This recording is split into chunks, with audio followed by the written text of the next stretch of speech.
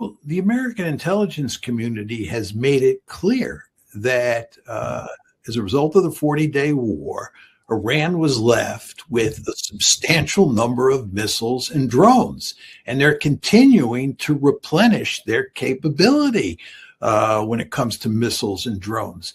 So there's no evidence that I know of that Iran is running out of missiles and drones.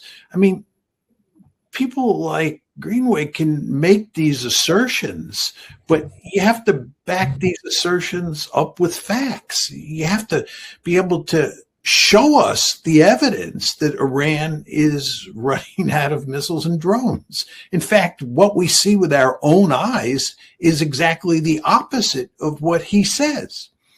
One more point on this, Danny. He talks about how President Trump is going to up the ante. We're going to escalate, and that's going to, provide the magic formula. But it's easy to say things like that. Please tell us what your theory of victory is. Tell us exactly what we're going to do when we escalate. What targets are we going to hit? And what effect is hitting those targets going to have on the Iranians?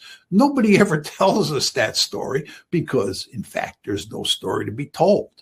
What targets can we hit that will make a difference? The answer is none. If there were those targets, we would have hit them a long time ago. It's not like we've just been waiting for the right moment to hit the targets and bring the Iranians to their knees. This is a ludicrous argument. There is no set of targets that we can hit that will coerce the Iranians into surrendering. It's not going to happen. They are facing an existential threat. They're going to fight to the death. And they have lots of capability to do that.